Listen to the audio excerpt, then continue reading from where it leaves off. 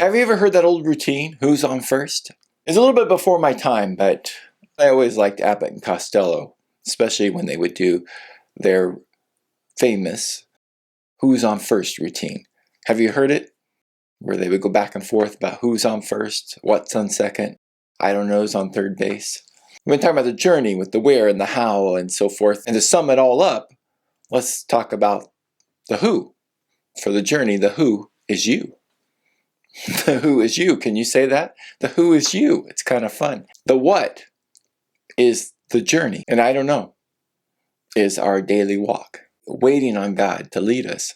You shall walk in all the way that the Lord your God has commanded you, that you may live and that it may go well with you, and that you may live long in the land that you shall possess. So follow along and let God lead you, that it may go well with you, that you may live long in the land that you possess, that He leads you to. Trust in Him, because it may be like with Abraham, you may have a promised land that He leads you to. And the when is now. Now.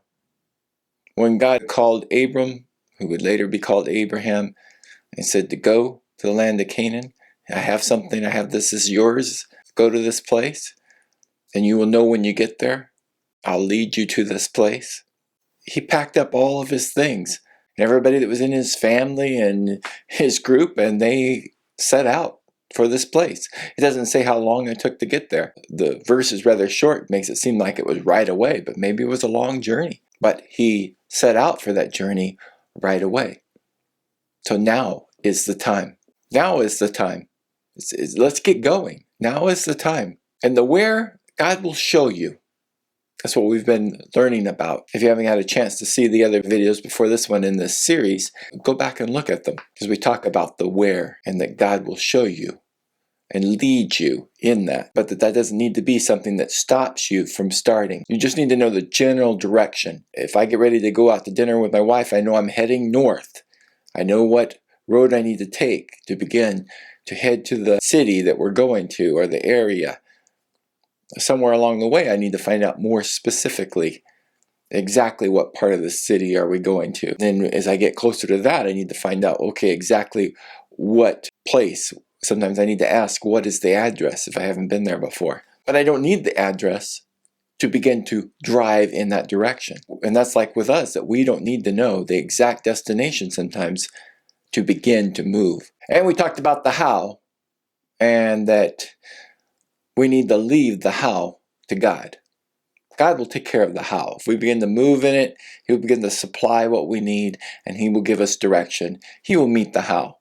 So we just need to get the how out of here. But that leads us to the why. Why? The biggest question, right? But why? Well, why do we take any trip or vacation or journey or an excursion? What are some of the reasons? Maybe you love a good adventure and you want to go somewhere where that you can get an adventure. Maybe it's for a new experience or to relive an old experience. Maybe it's for relaxation. If you're like me, some people say that when they come back from a vacation, they need a vacation from their vacation.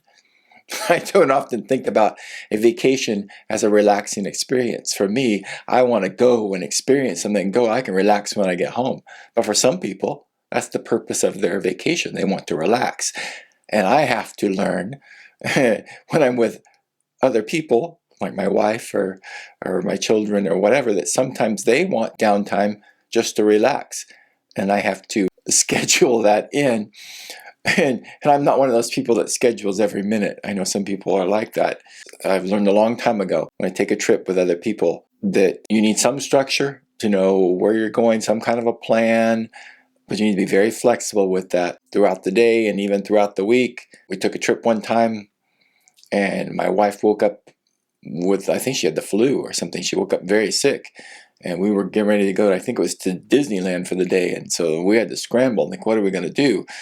And I talked to my kids, and we went out for breakfast, and we decided, let's postpone Disneyland. Let's plan. We'll stay another day on our vacation. Let's see how she feels tomorrow. Let's go do something else with some of our time today. So for my children, that they could have some experience that day, enjoy some part of the day, and spend a little bit extra time by the pool and such, and wait for their mom to feel better. And she did feel a little bit better the next day. It was not the best trip that we've taken, but sometimes you need a vacation from your vacation, right? Another reason that you might take a trip is to visit or to fellowship with somebody, right? Friends or family. We had such a trip like that one time when we went to Washington State in the Seattle area. My nephew was getting married. And so we went with the purpose of going to the wedding and helping in any way we could with that week before in preparation for the wedding. Something that was kind of lost on my children. I don't guess they understood that, because along the way when we would make a few stops, they seemed to be anxious about, well, what are we doing this for? Let's just get where we're going.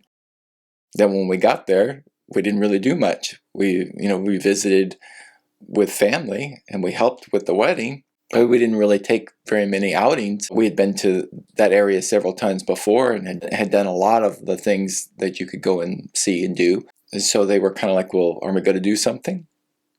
I was like, no. That was our drive up here. Now we're here to help get ready for the wedding and be here for that. But sometimes it's like that with God. We're looking for our destination, the end. Oh yeah, when I get to heaven someday, yeah, I'll spend lots of time with God. I'll enjoy heaven then. I'll enjoy His fellowship then. We have a chance to fellowship with Him now. Do you want to get there and Him be a stranger to you? The Creator of the universe, everything that we know and see, Maker of heaven and earth, and He wants to fellowship with us, and we're too busy? Oh, we'll see you one day at the end of our short little life here. Just a vapor, a blink of the eye, and I'll be there with you anyway? No, we want to get to know Him now. Sometimes it's like that on a journey when you take a trip, a family vacation. Sometimes it's the time that you spend inside the vehicle that you remember the most, or that when you're speaking, or the time, whatever you do, the time while you're driving, visiting, getting to know one another better. Sometimes that's just as valuable as the destination when you get there. Some people go for adventure, and we get a chance to have the great adventure. Some people go for a vacation for relaxation, and we have the opportunity to rest in Him. It's in the Bible verse that says, yes, my soul, find rest in God. My hope comes from Him. That's Psalm 62:5. Sometimes we tend to focus more on the destination than the journey, as in that trip to Seattle. I enjoyed stopping at every little roadside stop, but my family soon was saying, can we just keep on driving? One time we drove and stopped at Crater Lake. My kids didn't want to get out of the vehicle to look at the lake. They just wanted to keep on driving. Let's get to where we're going. Well, part of where we were going was seeing those stops along the way. And that's the same way in life. One time we took this trip, the trip of a lifetime, with our family. We packed up our van, and we drove halfway across the country to Yellowstone, and then on a long ways to Mount Rushmore, and back down again, back through the American Southwest and back to California. It was nice to take a big trip like that. It's one of the ones that we often remember. It built a lot of strong memories and relationship building, You want to spend time with each other before they are all grown and gone. You want to have those experiences to look back on. Some of our greatest stories come from the along the way journey. It's not always the moments where we saw the geysers shoot out, or we drive next to a buffalo, or got out and saw a bear, but it was packing up the van with all the stuff that we were taking along on this trip and getting it all in there, and then everybody cramming in together and taking the trip down the road, and my daughter getting car sick, and one sibling picking on another and whatnot. And let me tell you about packing up this van. There was 6 of us, my wife and I and our 4 children. 4. Yes, 4. And so we had 4 duffel bag luggage type, suitcases type things, pillows, an ice chest, and food that we took along on the trip. We also camped along the way, so we took along camping gear and sleeping bags and tents. 2 tents.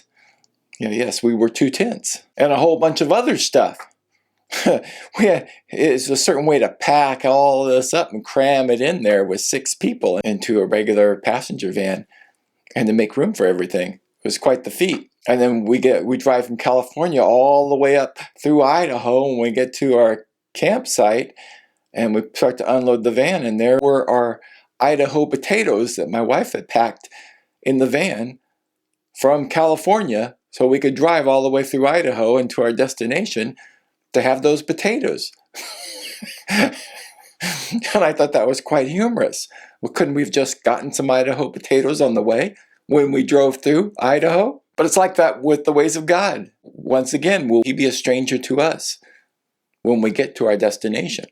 Or if He's going along with us on the journey, do we get to know Him better on the way? It's 1 John 2, 3 through 6. We know that we have come to know Him if we obey His commands. The man who says, I know Him, but does not do what He commands is a liar, and the truth is not in him. But if anyone obeys His word, God's love is truly made complete in him. This is how we know we are in Him. Whoever claims to live in Him must walk as Jesus did. People tend to look at the destination rather than the journey. Well, let's look at a little difference between the journey and the destination. See, a journey is more focused on the process, while a destination is more focused on the outcome. The journey is focused on growth. The destination is focused on the end reward. On the journey, you're focused on your fellow travelers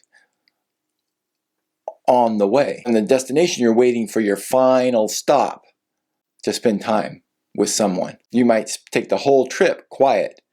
You ever taken a trip like that? Everybody puts in their headphones and they're on their phones and nobody says anything to one another.